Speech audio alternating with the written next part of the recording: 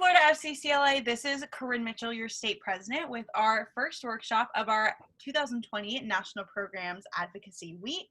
This is our first workshop on the Stand Up National Program presented by Jameson, Kase, our Vice President of Parliamentary Law. Before we go ahead and get started, I'm going to pass it off to each of our state officers to introduce themselves, and then we will just get into the workshop. We'll start with Jordan to introduce themselves. Hello, everyone. My name is Jordan Bryant, and I am your 2020-2021 Vice President of Public Relations. What's up, guys? I'm Kylie Smith. I am your Vice President of Management. Hi, everybody. My name is Jameson, Kase, your State Vice President of Parliamentary Law. Taylor, if you want to introduce yourself. Hey everyone, it's Taylor Tresco, your 2020-2021 Vice President of Community Service.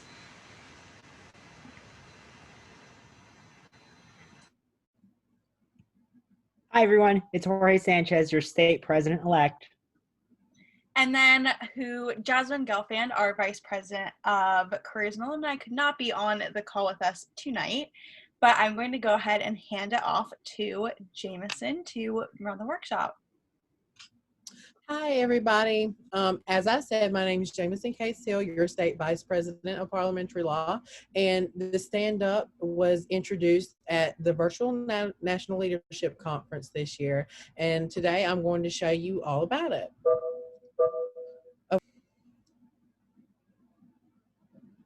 So here's a little overview on Stand Up. The Fccla Stand Up National Peer Education Program guides members to develop, plan, carry out, and evaluate advocacy activities to improve the quality of life in their communities. Members can develop their voice to make a positive impact. So we have three main units in this national project: assess, educate, and advocate, and we will be looking at all three of these today. So assess is finding out the root of the issue. What is the cause of our problem? What is our issue? We're going to gather a like-minded team of people that think the same and want to make positive change within your community. Next, we will research on our topic and find the facts. We will also plan how we will get our message across and set a timeline, keeping everything on track. Our next unit is educate. We're going to promote our cause. You can do this through social media, Instagram, Snapchat, or Twitter. You can call people over the phone or you can email them. The next one is really important. We really want to talk to local officials about the issues that not only you face, but other people face as well. So that way you're not grabbing the attention of just people, but the people who are representing you. And the next thing you will also try to do is contact people who will help promote your cause. We will also organize an event, speaking event, that will promote our cause and help us get our message out there.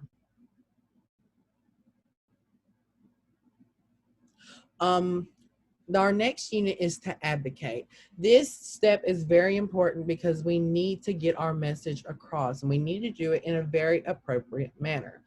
We can use the Fccla planning process to brainstorm ways to get our messages out, and we can act and serve as examples within our community. We can get our word out about the success of what we have done, and we can plan more events advocating for our cases. What have I learned today? You have learned how to start a positive impact in your community, learn what it takes to be a leader of change. You have learned how to advocate for what you believe in, and you have learned how to advocate for important issues within your own community. So there are awards every year that the National Club gives out to members who try their best and do their hardest on, we're going to have to redo that whole slide because I screwed up. Okay, Stand Up Cash Awards. Fccla national recognitions to chapters that complete their stand-up projects. This honor includes cash rewards and special recognition at the National Leadership Conference, online, and in the Teen Times magazines for top chapters that apply online for recognition for their hard work and innovative projects with the National Stand-Up Program Award application available to the FCCLA National Membership Portal. So, the high school participants will receive $1,000 to go towards their school. The middle school awards will go to their schools and they will receive $1,000 as well. The runner-up award winner will get $500, and the deadline will be on March 1st at 5 p.m. Eastern Standard Time. And I think that is the end of my presentation. If the officers would like to give examples of how they have used advocacy in their communities, they are more than welcome to now. Well, great job, Kase. I'll go ahead and start. So at my school, we had a situation where we had a new principal, and our principal decided that she wanted to put gates on the bathrooms, and she only allowed us to use them during certain time periods. And yes, in between times, they would be closed, in between us switching classes. So obviously, when you go to class and the teacher asks, well, why didn't she use the bathroom before class? We would have to look at her and be like, there are gates on the bathrooms. So me and my friends decided, you know what? We're tired of this, because there are many people who have voiced their opinion and how they feel this is wrong. So some of my friends took the liberty, and they kind of got me on it. They took the liberty to look it up if it was actually legal to block public restrooms, especially in a learning facility, and it wasn't. So you know what they did? They decided to DM the district, and the district ended up contacting our principal to take the gates off the bathrooms, which I very much appreciated, and the rest of the school praised us for it, because it was absolutely ridiculous having to hold my bladder just because my principal felt like she needed to block the bathroom. Thank you. Kylie, would you like to go up next? Sure. So I guess one time that I've advocated for myself would be, I guess this year, I received my schedule after not being in school for like 7 or 8 months. And then I saw on my schedule that there were some classes that I did not choose or did not want to take. So I emailed my guidance counselor, and not that it was her fault entirely, but like with everything going on, she wasn't very quick to respond. So I took the liberty of emailing her every single day until she answered me. And then she gave me the phone number to call. I called her and we hashed it out. And now my schedule is just the way that I would like it to be for my senior year. Corinne, would you like to go next? Sure. So I will take a little bit more from the kind of advocating for others in a way, and kind of more the FCCLA approach, just for a little, change it up a little bit. But I think kind of just the concept of student leadership in general is constantly advocating for yourself, fitting this national program in pretty perfectly. But constant examples of, I'm on the Florida FCCLA board of directors, so it's constantly advocating for members and budget-wise and where our budget money should go and delegation of that sort of thing, and constantly advocating for, quite honestly, like not even myself and what I want for Florida FCCLA, but what the genuine kind of in my job description, what is best for Florida FCCLA and what would best suit us, and advocating for that, and whatever that means, whether it's budget-wise or resources that we give or events that we hold or anything like that. Jorge? Not FCCLA related, but sort of ties into what family and consumer sciences stand for. I've actually advocated for a lot of personal financial literacy courses and courses that just really prepare students in middle school and high school for life ahead after high school and in college and in their life, just making sure that they know they have resources for what they can prepare for, and really just knowing how to manage money and stuff like that. So that's what I've done to impact my community through advocacy.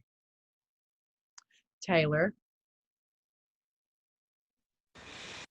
Nothing that I can really think of right now. I mean, going back to the whole like schedule thing and advocating for myself, with the whole pandemic stuff going on and our schedules not being exactly the way we needed, like we continuously went back to our guidance counselor and made sure that, our schedule ties into leaving off campus for college or leaving off work. So I was able to get my schedule to be where I can leave to go to college or I can leave to go to work at the right time while still having all of my academic classes in the morning. Okay, well, I believe that is all from me. Would you like to add anything else, Corinne? Yes, so just a few details to anyone who watched this workshop. Thank you so much. This entire video will be uploaded on our YouTube channel as well as embedded on our Florida Fccla website. With that, the PowerPoint used today, as well as some additional resources to help you get started with this program, can be found on the Florida Fccla website under the Programs and Competitions tab. There's a scroll over and then you can select the specific national program.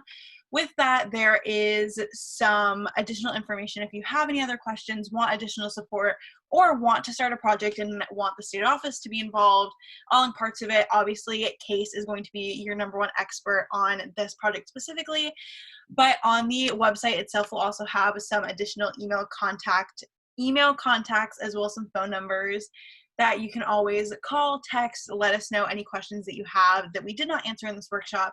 We would be happy to answer those or find an answer for you.